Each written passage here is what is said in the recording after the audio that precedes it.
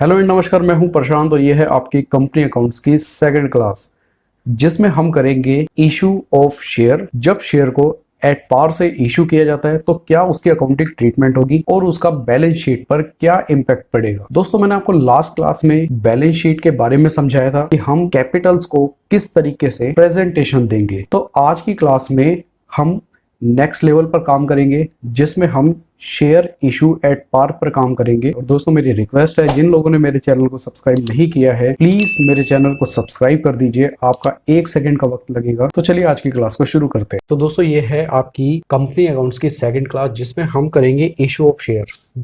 जब शेयर को इशू किया जाता है तो उसे 3 तरीके से इशू किया जाता है: एट पार, एट प्रीमियम और एट डिस्काउंट। सबसे पहले आप एक बात समझिए, एक कंपनी के पास 30,000 शेयर्स हैं और हर शेयर की कीमत है 10 रुपए। इस पार्ट को हम क्या बोलेंगे? इसका नाम है नंबर ऑफ शेयर्स और इस पार्ट को हम बोलेंगे फेस वैल्यू। देखिए, फेस वैल्यू हमेशा जो शेयर की ओरिजिनल वैल्यू है उसको बोला जाता है फेस वैल्यू। जब आप 100 रुपए का नोट देखते हैं तो 100 रुपए के नोट में 100 रुपए की वैल्यू होती है जो उसकी फेस वैल्यू है। आज हम करेंगे एट पार। एट पार में होता है कि जब आपके शेयर का की फेस वैल्यू है 10 रुपए, तो आप उसे इशू कर रहे हो 10 रुपए में।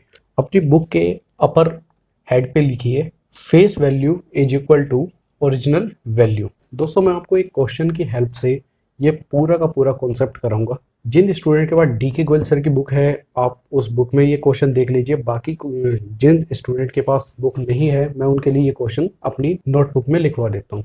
तो देखिए, ये क्वेश्चन है जिसमें लिख रखा है कि पवन लिमिटेड नाम की एक कंपनी है जिसके पास 30,000 शेयर है और उसके शेयर की कीमत है 10 रुपए।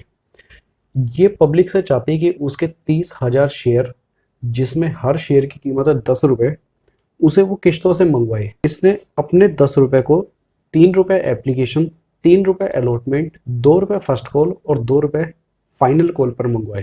क्वेश्चन में जो सबसे पहली लाइन लिखी है, all the share were applied, सारे के सारे शेयर जिन पे हमको किश्तों में पैसा मांगना था, सभी के सभी अप्लाइड हो चुके हैं। इन सबको करने में 8,000 रुपए की शेयर इशू एक्सपेंसेस आई है।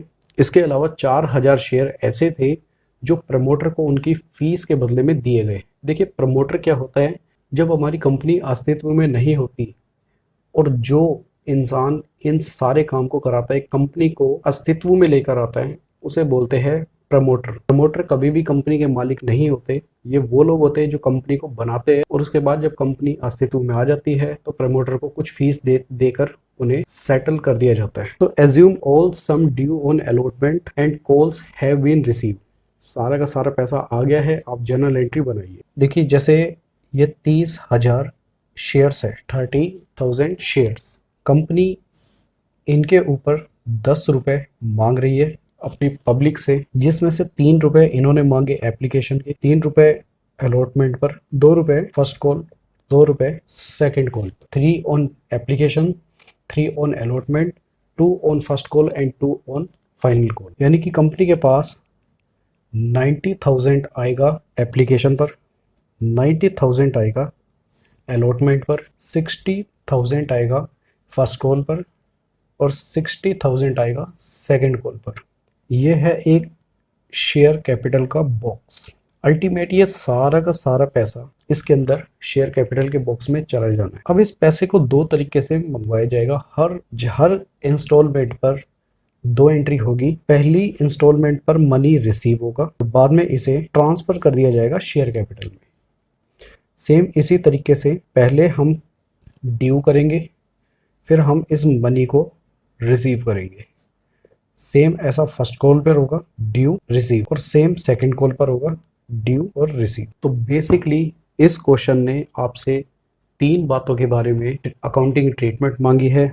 पहली बात जो मोटी नजर आ रही है वो है पब्लिक सब्सक्रिप्शन, जिसका हमने ये ग्राफ बना दिया है। दूसरी बात है शेयर जो प्रमोटर को इशू किया गया है उनकी एंट्री, जो हमें इस लाइन में मिली हुई है। और तीसरा शेयर इशू एक्सपेंसेस, इसकी एंट्री करनी है आपको। तो चलिए इन एंट्री को हम शुरू करते हैं। आप कोई भी क्वेश्चन कीजिए, सबसे पहले आप अपनी प्रेजेंटेशन पर ध्यान दीजिए और सबसे अच्छी बात ये बनाइए अपने साथ कि आप उस प्रेजेंटेशन में एक आदत बना लीजिए। जब भी आप अपने क्वेश्चन को एग्जाम में कहीं पे भी लिखेंगे, आप पूरे फॉर्मेट को लिखेंगे, कहीं से भी फॉर्मेट को इग्नोर नहीं करना आपको। तो हम सबसे पहले इस रिसीव की एंट्री करेंगे, bank account debit to. Question में कहीं पे भी नहीं बताया है कि शेयर कौन से थे, इक्विटी थे या प्रेफरेंस थे। जब भी आपको क्वेश्चन पे ना बताए तो आप इक्विटी शेयर मानिए। यहाँ लिखेंगे हम इक्विटी शेयर एप्लीकेशन अकाउंट।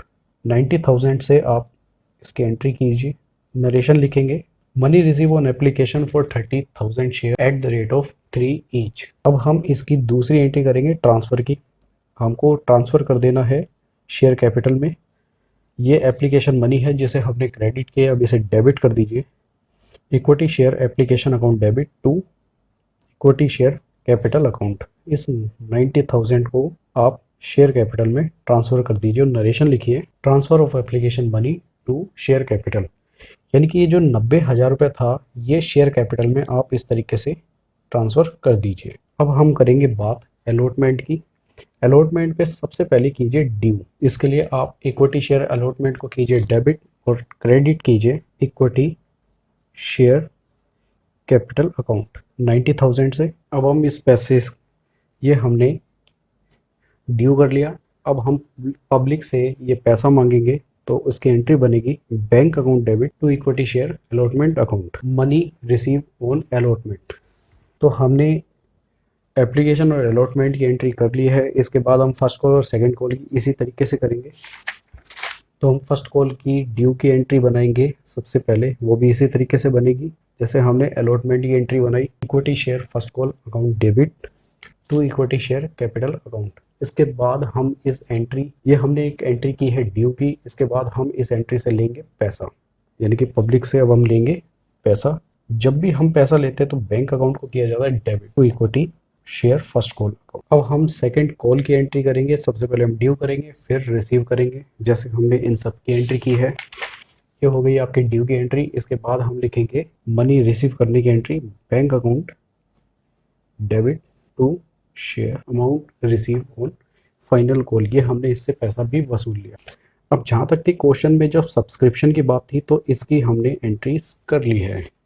दूसरा हमसे शेयर इशू एक्सपेंसेस के बारे में बोला गया है और तीसरा हमसे प्रमोटर को शेयर इशू करने के बारे में बताया गया है। तो सबसे पहले हम शेयर इशू एक्सपेंसेस की अकाउंटिंग ट्रीटमेंट जनरल एंट्री करेंगे। जब भी कोई खर्चा होता है तो हम उसे खर्चे को करते हैं डेबिट और पेमेंट में लिखेंगे बैंक या कैश।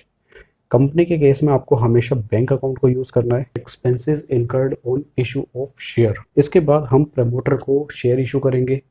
जहाँ पे हम पब्लिक को शेयर इशू करते तो हमारे पास मनी आता है, प्रमोटर को इशू करने से हमारे पास मनी नहीं आता।